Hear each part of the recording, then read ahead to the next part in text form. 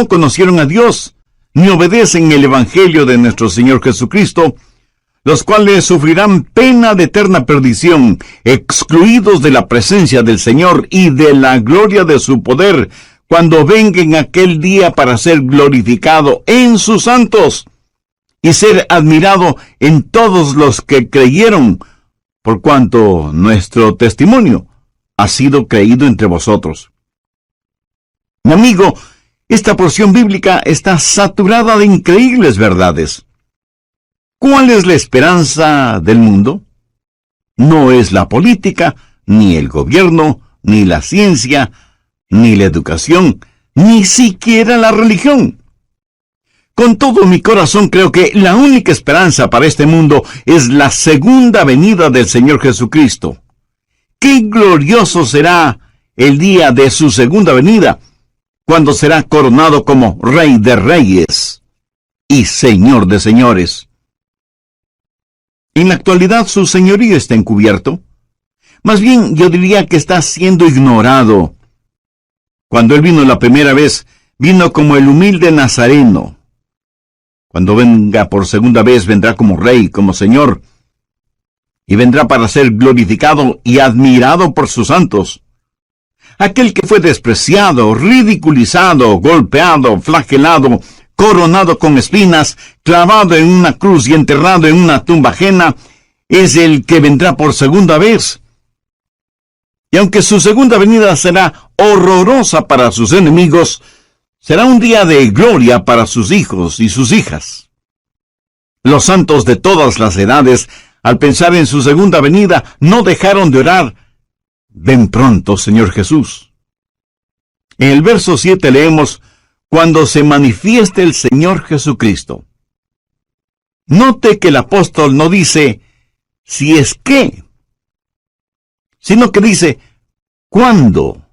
No como pregunta, sino como confirmación. Ahora, ¿cuándo será eso? Jesús regresará en el momento preciso. La Biblia dice que Jesús vino la primera vez en el cumplimiento del tiempo. Ni un minuto antes, ni un minuto después. De la misma manera, su segunda venida será a tiempo. Busque Malaquías 4:2. Mas a vosotros los que teméis mi nombre, nacerá el sol de justicia, y en sus alas traerá salvación.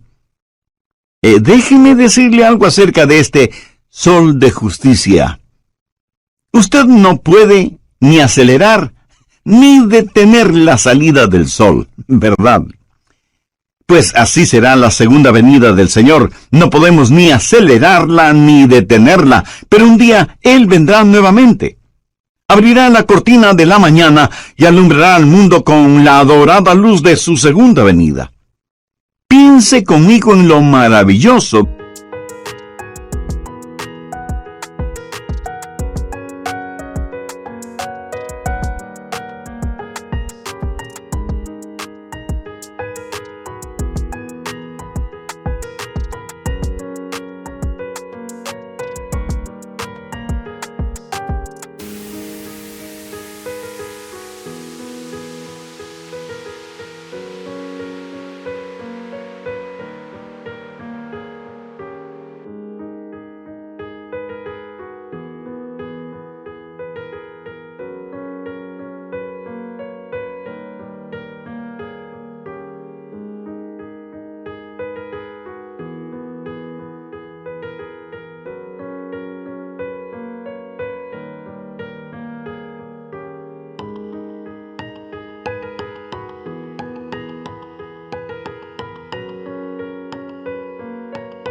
de esa mañana. Mire el verso 10 de 2 Tesalonicenses 1. Cuando venga en aquel día para ser glorificado en sus santos. La palabra glorificado en el original griego conlleva la idea de admiración, de asombro. Piense en lo que vamos a ver que causará nuestra admiración, nuestro asombro. Vamos a ver la realidad de su amor transformador. Aquellos que fueron necios y odiaron a Dios serán conquistados por su soberano amor. Aquellos que fueron ciegos espirituales, sus ojos serán abiertos al glorioso esplendor del Evangelio del Señor Jesucristo. Los que estaban esclavizados por los demonios de la lujuria sexual, o el licor, o las drogas, o lo que sea, serán liberados y justificados. Vemos a todos los santos de Dios resucitar con cuerpos glorificados, cuerpos como el del Señor Jesús. Y lo veremos como rey, como profeta, como sacerdote. Y no habrá vestigio de pecado en nosotros. De todas estas cosas nos admiraremos y asombraremos cuando Jesús venga por segunda vez. Pero no solo nos maravillaremos de su amor transformador, sino que también de su gracia salvadora. Pablo les dice a los tesalonicenses: cuando venga en aquel día para ser glorificado en sus santos y ser admirado en todos los que creyeron. ¿Qué es lo que nos capacita para ser arrebatados y transformados de esta manera? No por nada de bueno que hayamos hecho, sino como la Biblia lo dice tan sencilla pero sublimemente, por haber creído en el Señor Jesucristo. Su amor es el amor transformador que provocará nuestro asombro, y su gracia salvadora será motivo de nuestra alabanza. Ahora ponga su atención en la frase «en todos los que creyeron». Piensa en eso. Ninguno de ellos se perderá. Ningún hijo o hija de Dios se perderá. Cuando Jesús nos salva, Él nos guarda y protege. Jesús dijo: «Yo les doy vida eterna, y no perecerán jamás, ni nadie las arrebatará de mi mano». Y no debemos pensar solo en lo maravilloso de su venida, sino también en el testimonio de su venida. Pablo, al escribir a los hermanos en la iglesia de Tesalónica, les estaba dando su testimonio. Hermanos, aquel Jesús que vino, vendrá otra vez. Y ellos creyeron ese testimonio. Pero Pablo constantemente testificaba sobre la segunda venida del Señor. Ese era uno de los puntos fuertes de su predicación, y los hermanos recibieron el testimonio del apóstol. El apóstol les dijo: «Les hemos dado testimonio a ustedes que creen». ¿Sabe usted cuál será mi mayor gozo cuando esté en el cielo? El ver a personas a las cuales tuve el privilegio de presentarles al Señor Jesucristo. Yo no quiero ir al cielo sin haber hablado a nadie de Cristo. Eso sería una vida totalmente desperdiciada, ¿no le parece?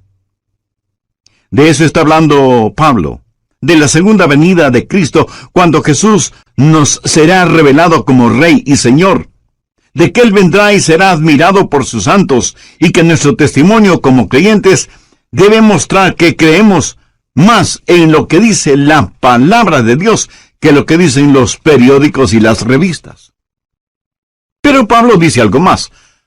No solo que usted necesita no atribularse, sino que la segunda verdad es la siguiente: usted no debe dejarse atrapar. No debe dejarse engañar. Busque 2 Tesalonicenses 2 desde el verso 1. Pero con respecto a la venida de nuestro Señor Jesucristo y nuestra reunión con Él, os rogamos, hermanos, que no os dejéis mover fácilmente de vuestro modo de pensar, ni os conturbéis ni por espíritu, ni por palabra, ni por carta como si fuera nuestra, en el sentido de que el día del Señor está cerca. Nadie os engañe en ninguna manera. Ahora, lo que sucedía en la iglesia de Tesalónica es que había una diabólica decepción. Alguien había escrito una carta falsa, firmada con el nombre del apóstol, diciendo que el rapto ya se había realizado y que ahora estaban viviendo en el día del Señor. Y el día del Señor significa tribulación. Y estos hermanos estaban sufriendo porque creían que el rapto ya había sucedido y que ellos habían sido dejados. Por eso el apóstol está desenmascarando esa diabólica mentira y les pide que no se dejen engañar.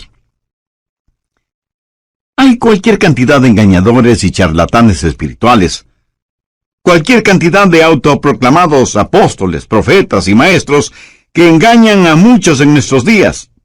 Y esa es la razón por la que estamos estudiando profecía bíblica. Pablo les dice a los hermanos: confiad en lo que os decimos. No se atribulen, no se dejen atrapar, no se dejen engañar, no se dejen engañar por nadie de ninguna manera. Y comienza a decir lo que va a suceder para que lo sepamos. ¿Y qué es lo que debemos esperar? Mire desde el verso 3.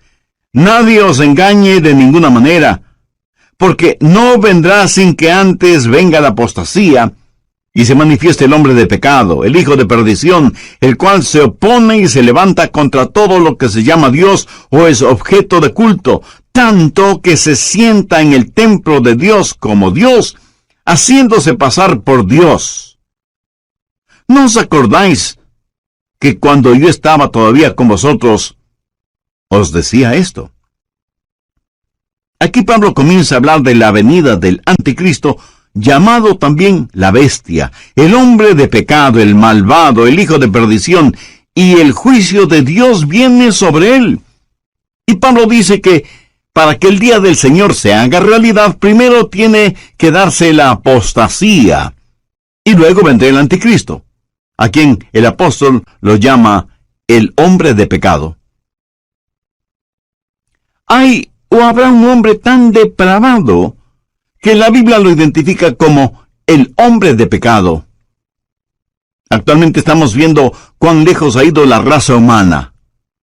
Comenzó con el pecado del hombre y terminará con el hombre de pecado. Este hombre será la esencia misma del mal, la encarnación de la maldad, la perversidad en forma humana. Será el diablo luciendo ropaje humano. En Apocalipsis 13 se lo identifica como la bestia, que vendrá pretendiendo ser el Cristo, pero solo será un Cristo falsificado. Jesús dijo: el que me ha visto a mí, ha visto al Padre. Cuando el anticristo, la bestia, el hijo de perdición, el hombre de pecado, venga, dirá igualmente: el que me ha visto a mí, ha visto a mi Padre, porque será la encarnación de Satanás. ¿Y qué es lo que él va a hacer? Mire el verso 4. Se opone y se levanta contra todo lo que se llama Dios o es objeto de culto, tanto que se sienta en el templo de Dios como Dios, haciéndose pasar por Dios. La suprema ambición del diablo es el ser adorado. Mire lo que él dijo en Isaías 14:14. Y seré semejante al Altísimo. ¿Lo ve? Satanás quiere recibir adoración. Por eso se opone a Dios y a todo lo que tiene que ver con Dios, y hasta llegará a sentarse en el templo como si fuera Dios. De paso, quiero decir que esto revela que el templo de Jerusalén será reconstruido. La Biblia enseña que vendrá un tiempo de apostasía, de desviarse completamente de la palabra de Dios, y que durante ese tiempo el hombre de pecado, la bestia, el anticristo, será revelado. Por eso Pablo dice en 2 Tesalonicenses 2:3, nadie os engañe en ninguna manera, porque no vendrá sin que antes venga la apostasía y se manifieste el hombre de pecado, el hijo de perdición. Aquí la palabra manifieste literalmente significa que va a ser expuesto, se va a quitar el velo o cortina que lo oculta. Ahora, si el rapto está cercano, eso quiere decir que el anticristo está ya vivo y presente en algún lugar de nuestro planeta Tierra, y está esperando el momento oportuno para darse a conocer, para quitarse el disfraz. El apóstol Pablo dice claramente que ya está en nuestro mundo el espíritu del anticristo. Anote 2 Tesalonicenses 2, los versos 6 y 7. Y ahora vosotros sabéis lo que lo detiene, a fin de que a su debido tiempo se manifieste. Porque ya está en acción el misterio de la iniquidad, solo que hay quien al presente lo detiene, hasta que él a su vez sea quitado de en medio. Aquí se habla del poder que restringe al diablo. Pablo dice que existe en el mundo un espíritu de iniquidad, y por eso es que la maldad es tan prevalente en nuestros días. Estuvo presente en la época de Pablo, tanto como lo está presente en nuestra época. Estamos enfrentando seres espirituales de maldad que están bien organizados, son inteligentes, invisibles, incansables. La Biblia los identifica como el misterio de iniquidad. Es una conspiración diabólica que se hará más fuerte en los últimos días, liderada por el anticristo. Sin embargo, la Biblia dice que esta conspiración está siendo detenida, restringida. Mire nuevamente el verso 7, porque ya está en acción el misterio de la iniquidad, solo que hay quien al presente lo detiene hasta que él a su vez sea quitado de en medio. ¿Quién es el que restringe a Satanás? Verá, Satanás no puede hacer todo lo que hoy quiere hacer, pero que un día sí lo hará. Hay alguien que detiene a ese anticristo, a este superhombre de Satanás, para que no haga todo lo que quisiera hacer este mismo momento.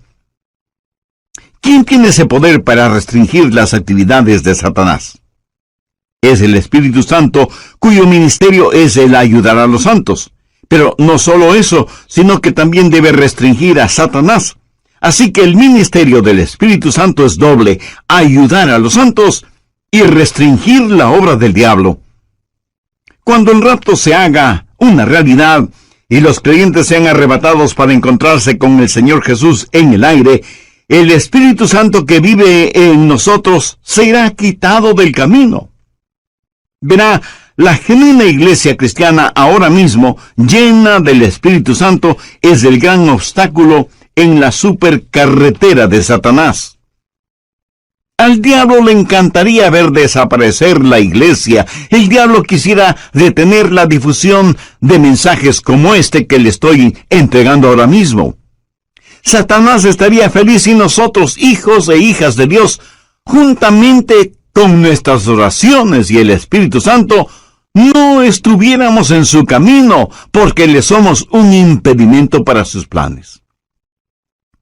La iglesia, llena del Espíritu Santo, es la fuerza que restringe la obra de Satanás en el mundo. Y si usted cree con toda razón que hay extrema maldad en el mundo, imagínese lo que sería y lo que será cuando el Espíritu Santo y la iglesia sean quitados del mundo. ¿Está usted lleno del Espíritu Santo? Lo estará si tiene a Cristo en su vida. En el programa anterior vimos 2 de 3 extraordinarias verdades que encontramos en 2 Tesalonicenses 1, los versos del 7 al 10. Primera, usted no necesita estar atribulado. Segunda, usted no debe dejarse engañar o atrapar. Bien, prosigamos con nuestro estudio. Uno de estos días, en un abrir y cerrar de ojos, en un parpadeo, seremos arrebatados. Y cuando eso suceda, será el día de fiesta en el infierno. ¿Por qué? Pues porque ya no habrá restricciones para Satanás. ¿Qué es la iglesia? La iglesia es sal y luz. ¿Qué es lo que hace la sal? Bueno, hace varias cosas: purifica, conserva, descontamina, pero también pica, quema e irrita. Somos la sal de la tierra, y cuando la sal sea quitada, comenzará el proceso de purificación. También somos la luz del mundo. Cuando esa luz sea quitada, las tinieblas cubrirán el mundo. Y cuando el Espíritu Santo que mora en cada creyente, que forma el cuerpo de Cristo, que es la iglesia, sea quitado, en ese momento habrá fiesta en el infierno, porque ya no habrá quien restrinja sus actividades. De todas maneras, y por lo general, los incrédulos no tienen ninguna simpatía por nosotros, los creyentes. Piensan que somos raros, necios, testarudos.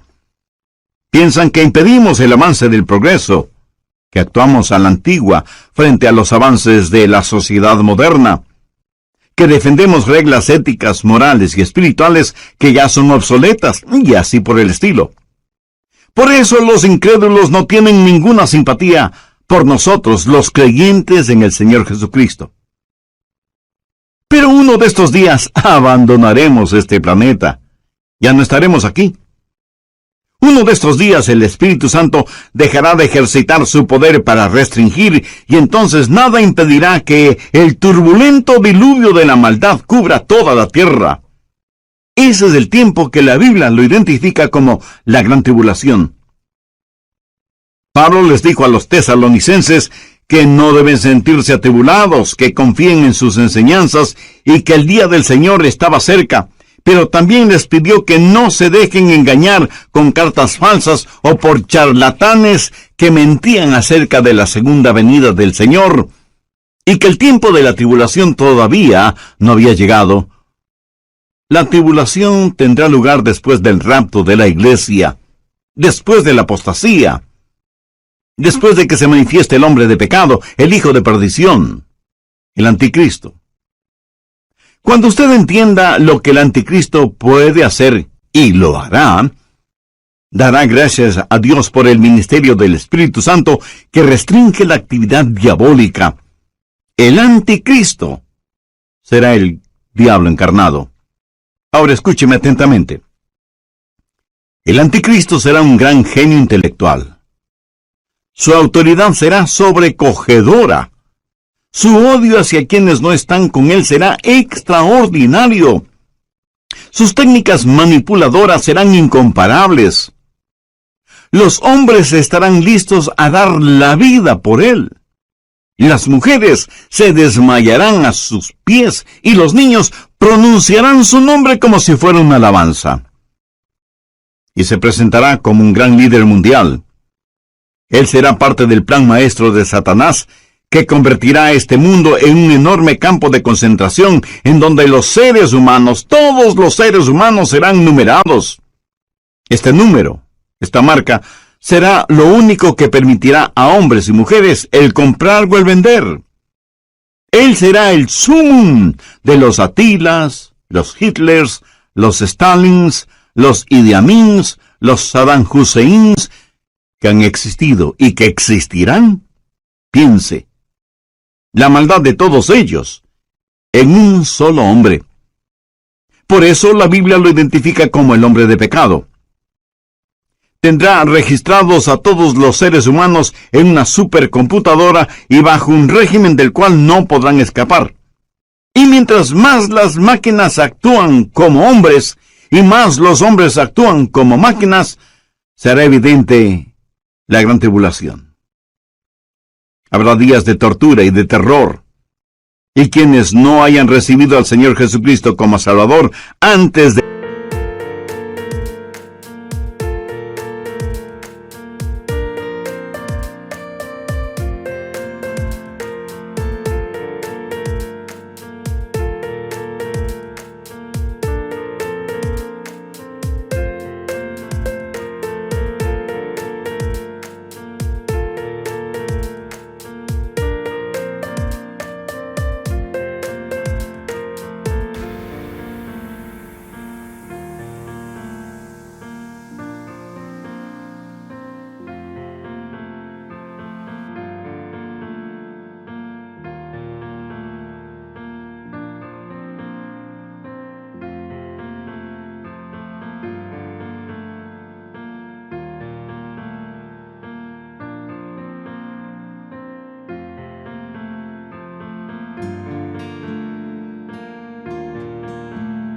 la tribulación, creerán todas las mentiras del anticristo.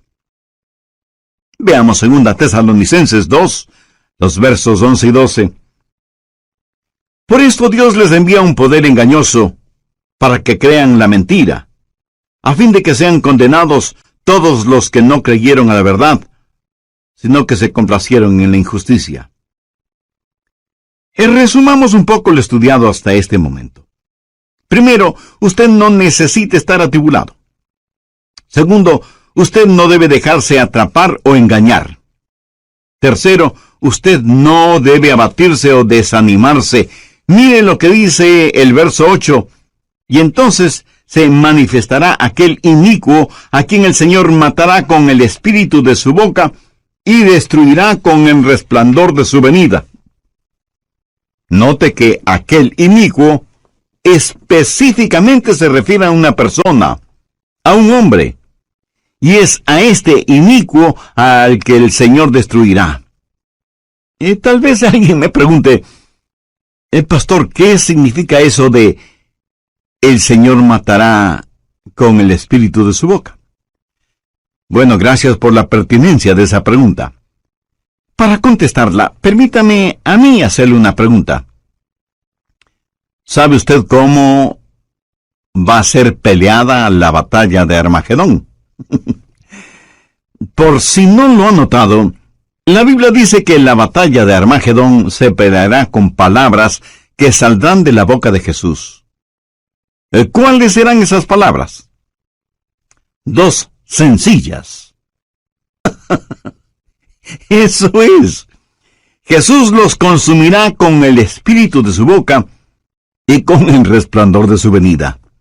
Amigo, amiga, lo que estoy tratando de decir es que usted no necesita estar atribulado, usted no necesita estar atrapado o engañado, usted no necesita ser abatido o desanimado. ¿Por qué? Se lo digo con toda la unción y la emoción de mi alma, porque Jesús vendrá otra vez. Permítame repetirlo hasta que lo entienda muy bien. Jesús vendrá otra vez. También deseo que aprendas lo siguiente. Hay dos aspectos de la segunda venida de Cristo. Y cuando se habla de su segunda venida, literalmente se está hablando de su aparición física y corporal entre los hombres. No es primordialmente una determinada fecha, sino más bien una serie de eventos que sucederán cuando nuestro Señor Jesucristo venga nuevamente. ¿Cuáles son algunos de esos eventos? En primer lugar, Él viene por su novia, la iglesia, y esa venida será dulce y secreta. Mire lo que Pablo dice en 2 Tesalonicenses 2:1. Pero con respecto a la venida de nuestro Señor Jesucristo y nuestra reunión con Él, ¿cómo será su venida? Busque por favor 1 Tesalonicenses 4:16.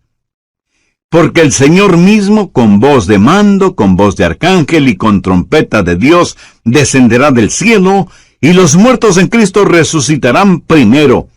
Luego nosotros, los que vivimos, los que hayamos quedado, seremos arrebatados juntamente con ellos en las nubes para recibir en el aire, y así estaremos siempre con el Señor. Así que, primero Cristo viene por su novia, la iglesia. En segundo lugar, Cristo viene con su novia, la iglesia. En el rapto, Él viene para arrebatarnos. Luego, después de la tribulación, Él regresa a la tierra con su novia, la iglesia, para reinar y gobernar. Primero Él viene como novio a buscar a su novia, pero luego regresa como rey soberano a gobernar por 1000 años en la tierra. Serán 1000 años gloriosos de un reino de justicia y de equidad. Y lo que va a suceder será lo siguiente. El Señor Jesucristo destruirá al anticristo. Jesús vendrá en toda su majestad. El anticristo tiene un número, el 666, la marca de la bestia, y querrá que todos los seres humanos la tengan. Usted sabe que el número perfecto es el 7, y en ese sentido, el 777 es el número de Jesús. Ahora, teniendo esto en cuenta, note cómo voy a leer 2 Tesalonicenses 2:8. Entonces se manifestará aquel inicuo, o sea, el 666, a quien el Señor, o sea, el 777, matará con el espíritu de su boca y destruirá con el resplandor de su venida. ¿No le parece eso extraordinario? Cuando Jesús vino la primera vez, vino para sufrir, padecer y morir por nosotros. Cuando Él venga la segunda vez, vendrá para reinar en poder. Cuando vino la primera vez, le pusieron una corona de espinas. Cuando venga por segunda vez, lucirá su brillante corona de gloria. Cuando vino la primera vez, vino para morir en lugar de los pecadores. Cuando venga por segunda vez, será para ejecutar el juicio sobre los pecadores no salvos, porque Jesús es tanto Salvador como juez. Él mismo dijo, el Padre a nadie juzga, sino que todo el juicio dio al Hijo. La primera vez que vino para buscar y salvar aquello que se había perdido. Cuando regrese, de acuerdo a lo que la Biblia dice, vendrá como llama de fuego para dar retribución a los que no conocieron a Dios, ni obedecen el Evangelio de nuestro Señor Jesucristo. Cuando Jesús vino por primera vez, vino en forma absolutamente humilde. Y aun cuando entró triunfalmente en Jerusalén, lo hizo montado en un burro. Pero la próxima vez que venga, será en poder y gloria. La primera vez los hombres le rechazaron, pero la segunda vez se cumplirá lo que ya está escrito. Vivo yo, dice el Señor, que ante mí se doblará toda rodilla y toda lengua confesará a Dios. ¿Qué hemos aprendido de las Escrituras hoy? Espero que por lo menos 3 cosas. No necesitamos estar atribulados, ni atrapados, ni abatidos. Ahora escúcheme. Si yo no conociera la Biblia, si no supiera nada de profecía bíblica, si no entendiera quién es Jesús y cuál es el plan de Dios para nosotros, le puedo asegurar que sería el pesimista más grande del mundo. Este mundo es como una tragedia escrita por Shakespeare o Cervantes. Tragedias en las cuales uno solo es el espectador, porque nada puede hacer, y menos sin Cristo. Pero así es el mundo en que vivimos. Por eso digo que si no fuera por la realidad de Cristo, por la seguridad de su palabra, por el fiel cumplimiento de las profecías, si no fuera por esas cosas, yo sería el campeón de los pesimistas. Pero no. Escúcheme, soy un convencido optimista. Sé que el Cristo que vino la primera vez regresará. Busque Hechos 1:11. Este mismo Jesús que ha sido tomado de vosotros al cielo, así vendrá como le habéis visto ir al cielo. Significa que estamos en los gloriosos días, que son los del principio del fin. Y necesitamos dar el siguiente paso. Mis amigos, estos no son días para aletargarnos, o para retroceder, o para callarnos, hasta que el rapto llegue y seamos arrebatados. Debemos pelear nuestra batalla hasta el límite. Yo quiero dejar este mundo como un cristiano maduro. Quiero ser mañana un mejor cristiano de lo que soy hoy. Quiero amar al Señor Jesucristo cada día más y anhelo crecer en la gracia y el conocimiento de nuestro Salvador. ¿Y qué de usted? Quiero, como el apóstol Pablo, llegar al final de mi vida y poder decir, he peleado la buena batalla, he acabado la carrera, he guardado la fe. Por lo demás me está guardada la corona de justicia, la cual me dará el Señor juez justo en aquel día, y no solo a mí, sino también a todos los que aman su venida. ¿Lo notó? El gran apóstol Pablo, al final de su vida, dijo que continuaba subiendo y subiendo. ¿Qué significa esto? Que hay un factor de intercesión. Si Jesús regresa, debemos estar orando por los nuestros que aún no conocen al Señor como Salvador. Debemos alcanzar a cuantos podamos y prepararles para el rapto. Debemos ganar almas para Cristo. Así que, no tenemos solo un factor de intercesión, sino también el factor de ganar almas, de decirle a la gente acerca de Jesús. Debemos tener compasión por las almas que se pierden sin Jesucristo, así como también Él tuvo compasión por nosotros. Y hay además el factor preparación. Usted debe sumergirse en las verdades de la Biblia. Este mundo es tan vil y corrompido, y usted necesita defender y enseñar a sus hijos, a sus nietos. Atesore las profecías bíblicas en su corazón y compártalas en su hogar con sus seres amados, y afuera con los vecinos, y en la oficina con sus amigos. Prepárelos para lo que vendrá sobre este asunto. Yo siento verdadera pena por aquellos que no quieren entender las cosas de Dios y que por lo tanto no tienen un fundamento, una roca sólida en la cual afirmarse durante estos tiempos peligrosos que vivimos. Y finalmente, tenemos el factor del consuelo. Gracias a Dios que podemos decir, ven pronto, Señor Jesús. Ahora, si a usted le molesta la realidad del regreso del Señor Jesucristo, eso quiere decir que usted ama las cosas que este mundo ofrece, y consecuentemente no ama a Jesús. Porque si usted amara a Jesús, estaría más que anhelante de su segunda venida. ¿Por qué? Porque ese será un día extraordinario cuando Él venga con sonido de trompeta, y en un abrir y cerrar de ojos seremos arrebatados para encontrarnos con el Señor en el aire.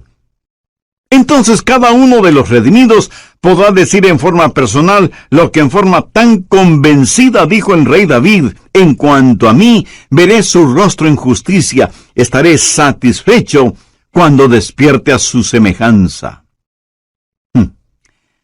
¿No le gustaría a usted también poder decir lo mismo?